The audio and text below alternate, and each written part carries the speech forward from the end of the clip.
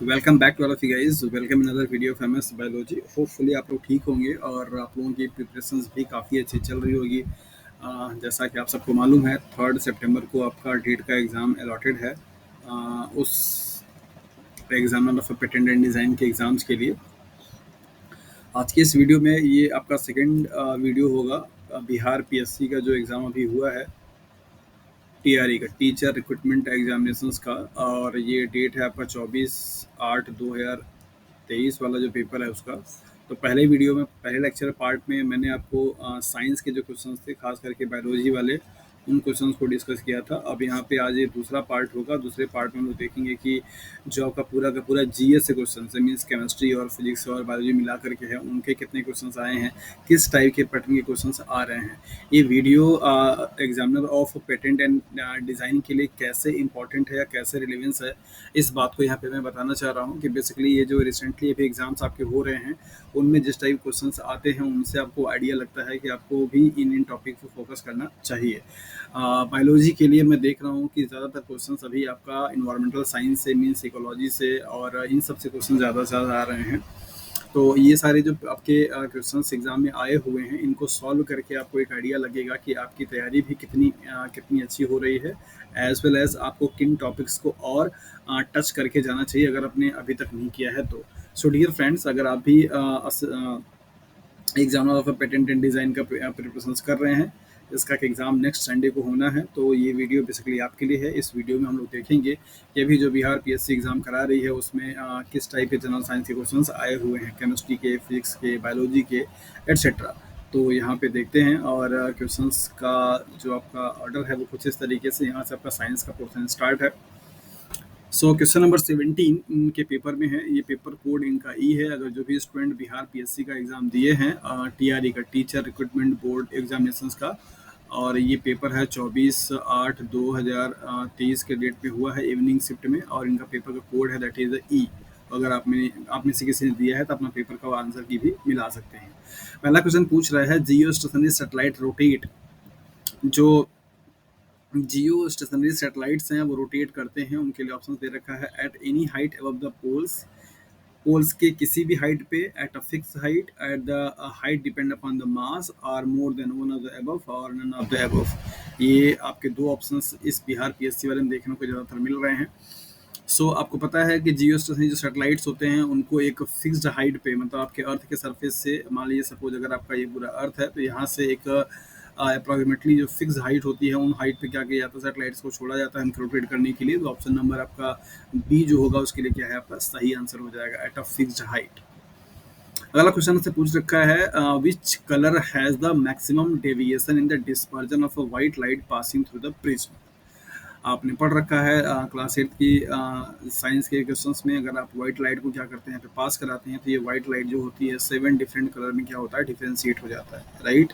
और ये डिफ्रेंशिएशंस की बेसिस पे आप देखते हैं यहाँ पे एंगल ऑफ डेविएशन भी आपको दिखाई देता है। मान लीजिए 1 2 3 4 5 6 एंड 7।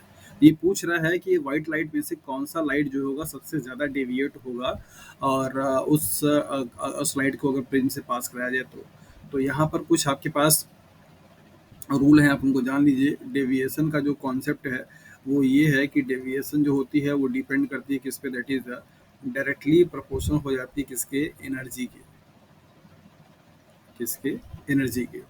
जिस लाइट की एनर्जी और फ्रीक्वेंसी जितना ज़्यादा होगा, उस लाइट का डेविएशन भी उतने क्या होगा, ज़्यादा होगा। याद कीजिए कि आप देखते हैं कि सिग्नल्स के फॉर्म में हमेशा रेड कलर की लाइट क्या की जाती है, यूज की जाती है, और ग्रीन कलर की लाइट क्या की जाती है, यूज की जाती है। इसके पीछे आपको लॉजिक जो है आप यहाँ पे देख पाएंगे। व्हाइट लाइट को जब आप प्रिज्म से क्या करते हैं, पास कराते हैं व्हाइट लाइट को, तो जो कलर का डिस्पर्जन होता है कैसा आता है, VIBGYOR।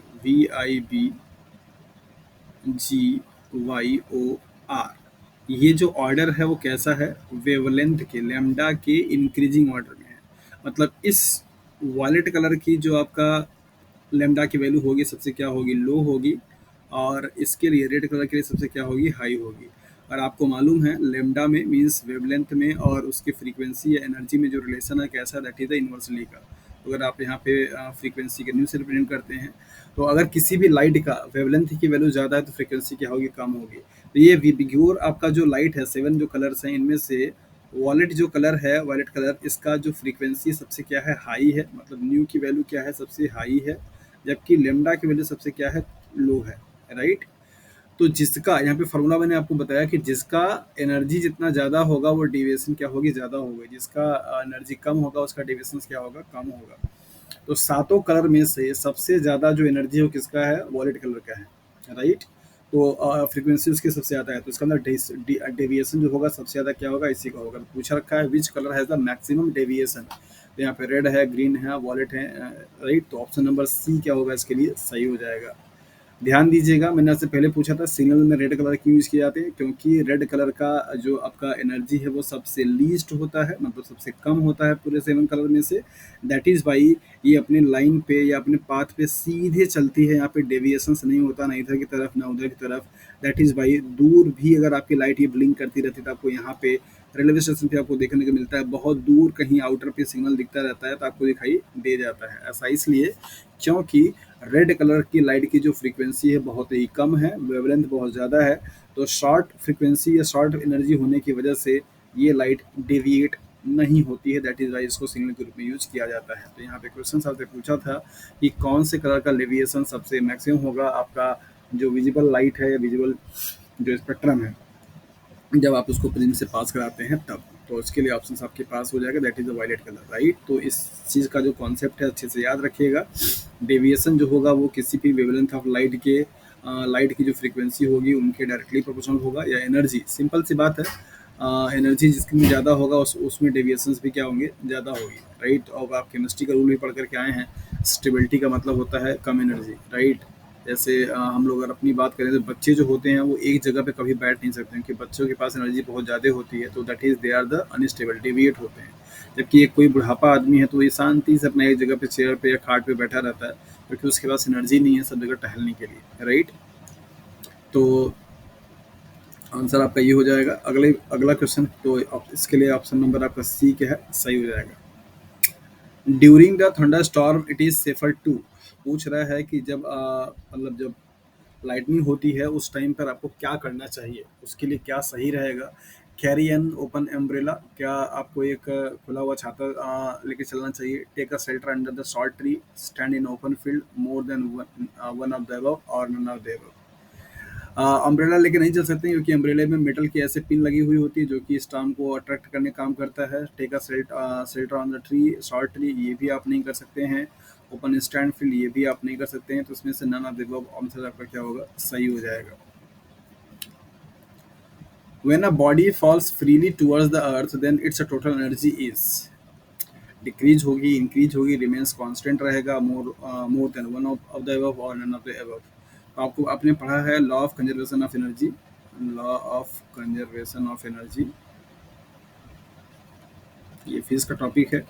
तो उसके अकॉर्डिंग आपकी जो कोई भी फ्री फॉलिंग बॉडी होगी, मतलब कि कोई भी ऑब्जेक्ट अगर यहाँ से नीचे से ऊपर से नीचे अगर गिराया जा रहा है तो उसकी एनर्जी में कोई चेंज नहीं आएगा। ऑप्शन नंबर सी क्या होगा, इसका सही हो जाएगा, रिमेन्स कांस्टेंट।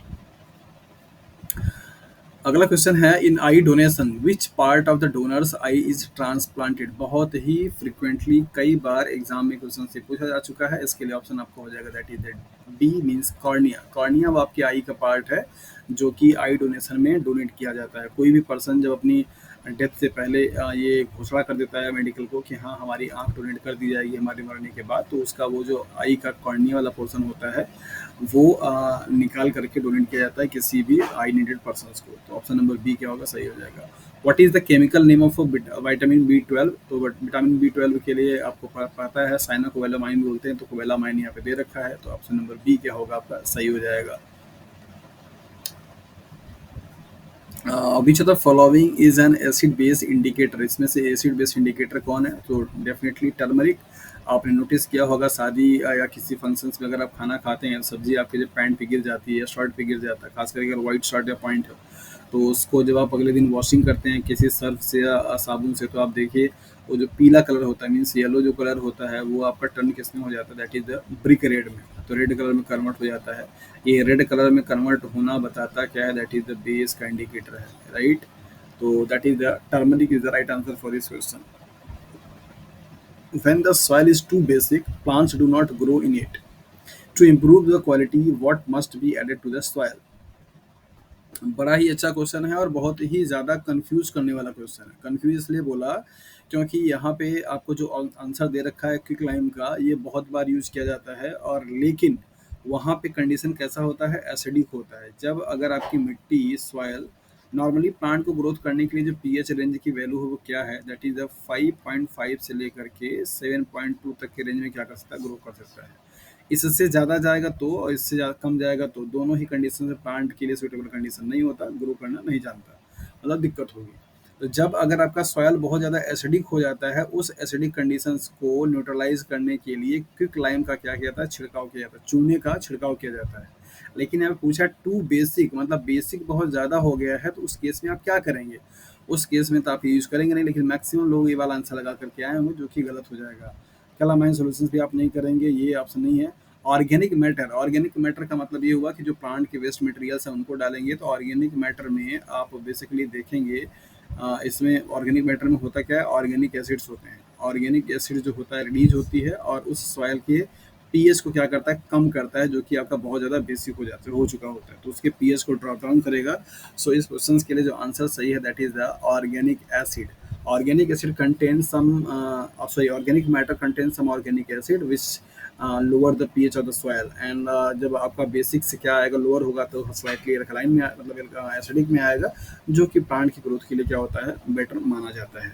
सो इसके लिए जो ऑप्शन आपका सही है दैट इज ऑर्गेनिक मैटर है. ये सारे क्वेश्चंस आप सभी लोगों के लिए भी बहुत इम्पॉर्टेंट है, जो लोग ये तैयारी कर रहे हैं, that is the examiner of a patent and design का, राइट. ये क्वेश्चंस इसलिए मैं बोल रहा हूँ कि इम्पॉर्टेंट है, क्योंकि ऐसे ही क्वेश्चंस आपके आते हैं जीएस वाले क्वेश्चंस में, मीन्स जनरल साइंस वाले क्वेश्चंस में से. तो आप इन सबको भी अच्छे से पढ़ते रहिए, और ऐसे क्वेश्चंस जहाँ कहीं से भी आपको मिले उसको प्लीज़ बीच बीच में सॉल्व भी आप करते रहिए. इस बात को आप मत देखिए कि ये बिहार पीएससी का है या एसएससी का है या रेलवे का है. जनरल साइंस के क्वेश्चंस ऐसे ही आते हैं, और आपको इन सारे क्वेश्चंस को सॉल्व करते रहना पड़ेगा, प्रैक्टिस करती रहनी पड़ेगी. इनमें कोई लॉजिक नहीं होता, आपको बस सिर्फ याद रखना होता है. अगर आपके पास आपको याद नहीं है, पता नहीं है, तो फिर आप कुछ कर नहीं पाएंगे. और एग्जाम के टाइम पे अगर आप नहीं कर पाते, उसके बाद आप चाहे पूरा पेपर ही सॉल्व कर दीजिए, डजेंट मैटर, कोई फर्क नहीं पड़ता है.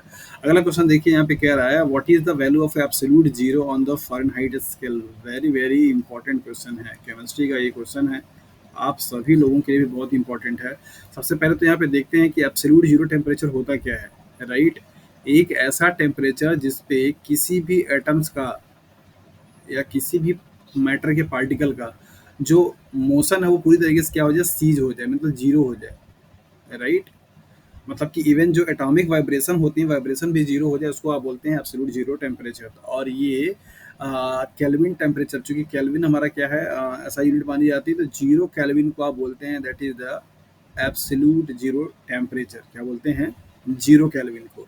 और केल्विन का सेल्सियस में आपको रिलेशन पता है, दैट इज 273 का. तो जीरो केल्विन को आप लिख सकते हैं -273 डिग्री सेल्सियस. फ़ारेनहाइट में जब इसकी वैल्यू लिखी जाती है तो ये -459.4 क्या आता है, आपका फ़ारेनहाइट आता है. तो ये तीनों को ही आप ध्यान रख लीजिएगा, ये आपके तीनों पैरामीटर्स हैं, तीनों पे वैल्यू है किसकी, एब्सोल्यूट जीरो टेम्परेचर का.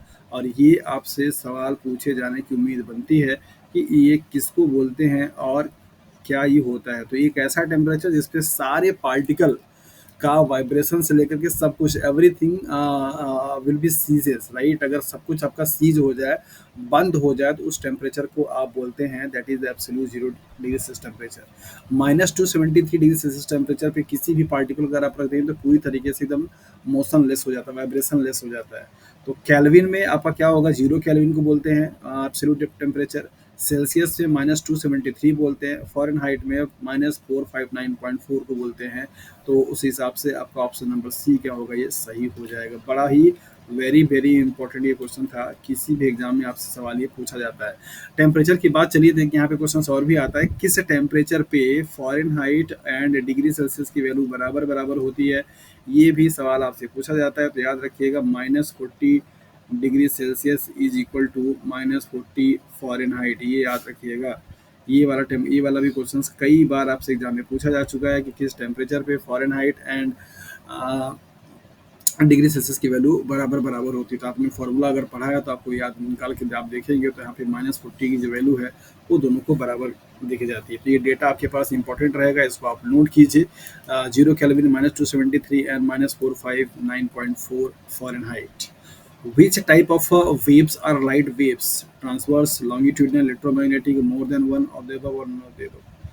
राइट। तो यहाँ से आपसे पूछा जा रहा है कि लाइट जो वेव है वो कैसा है। लाइट, अगर आप सिर्फ अगर लाइट की बात करता तो आप यहाँ पे बोलते that is the electromagnetic radiation या इलेक्ट्रोमैग्नेटिक वेव, क्योंकि जो सनलाइट होती है उस लाइट के पास दोनों की प्रॉपर्टी होती है, दैट इज इलेक्ट्रिक फील्ड भी होता है और as well as magnetic field भी होती है। लेकिन यहाँ पे लाइट वेव्स की बात किया है तो लाइट वेव्स जो होते हैं वो बेसिकली कैसे हैं, क्या ट्रांसवर्स हैं, लॉन्गिट्यूडनल है। तो साउंड को आपने पढ़ा है किसमें, लॉन्गिट्यूडनल है। साउंड क्या है आपका, लॉन्गिट्यूडनल है। इसके लिए आंसर आपका क्या हो जाएगा, that is the transverse waves की answer. What is the pH value of the of a salt made up of a strong acid and weak base. Normally आप सब लोगों ने पढ़ा कि सॉल्ट जो होता है वो न्यूट्रल कंपाउंड होता है, राइट। न्यूट्रल कंपाउंड, तो न्यूट्रल कंपाउंड का पीएच कितना होगा भैया, दैट इज द पीएच बराबर क्या हो जाएगा, 7, राइट। ये सॉल्ट आपका पीएच वैल्यू तब होगी जब, इसके लिए रूल होते हैं, strong acid plus strong base अगर मिल करके बनाएंगे तो यहाँ पे क्या बनेगा आपका, न्यूट्रल सॉल्ट बनता है। क्या बनता है, न्यूट्रल सॉल्ट। जैसे फॉर एग्जांपल, अगर मान लीजिए यहाँ पे अगर आप HCl का रिएक्शन स्ट्रॉन्ग एसिड है NaOH से कराते हैं तो इन दोनों का रिएक्शन करने के बाद क्या बनता है आपका, that is NaCl plus H2O। तो NaCl जो है वो कैसा सॉल्ट है, that is a neutral salt है। मतलब अगर आप इसका सॉल्यूशन बनाएंगे तो इसकी पीएच वैल्यू जो आएगी कितनी आएगी, दैट इज 7 आएगी। लेकिन जब आपका रिएक्शन किसके बीच में हो, स्ट्रॉन्ग एसिड हो प्लस वीक बेस हो, क्या हो, वीक बेस हो। स्ट्रॉन्ग एसिड का मतलब like as HCl, weak base का मतलब like as aluminium hydroxide AlOH का 3 बोल थ्राइस। तो जब स्ट्रॉन्ग एसिड होगा और इसके बाद वीक बेस होगा तो यहाँ पे जो आपका सॉल्ट बनेगा वो कैसा होगा भैया, एसिडिक सॉल्ट होगा। कैसा होगा, एसिडिक सॉल्ट होगा। तो यहाँ पे जो बनेगा वो क्या बनेगा, लाइक एज यहाँ पे आपका बन जाएगा दैट इज AlCl3। ये आपका सॉल्ट बनेगा। इसका जो सॉल्यूशंस बनाएंगे तो ये नेचर कैसा होगा, दैट इज एसिडिक होगा। लेकिन जब आपका स्ट्रॉन्ग बेस हो जाए, क्या हो जाए, स्ट्रॉन्ग बेस हो जाए और प्लस वीक एसिड से रिएक्शन करा दिया जाए। स्ट्रॉन्ग बेस का मतलब जैसे लाइक है सोडियम हाइड्रोक्साइड, वीक एसिड का मतलब लाइक है जैसे for example acetic acid CH3COOH। तो यहाँ से आप रिएक्शन कराएंगे तो यहाँ पे सपोज जो भी सॉल्ट बनेगा उसका आपका नेचर कैसा होगा, बेस होगा। तो रूल आपको क्या बताता है, पहला कि जब स्ट्रॉन्ग एसिड और स्ट्रॉन्ग बेस का रिएक्शन होगा तो क्या बनेगा, न्यूट्रल सॉल्ट बनेगा। जब आपका स्ट्रॉन्ग एसिड होगा, स्ट्रॉन्ग, दूसरा रूल आपका यहाँ पे है, स्ट्रॉन्ग एसिड होगा, वीक बेस होंगे तो कैसा बनेगा, दैट इज आपका बनेगा क्या, एसिडिक सॉल्ट बनेगा। और अगर आपका स्ट्रॉन्ग बेस हो और वीक एसिड हो तो कैसा बनेगा, बेसिक आपका बनेगा, दैट इज द सॉल्ट बन जाएगा।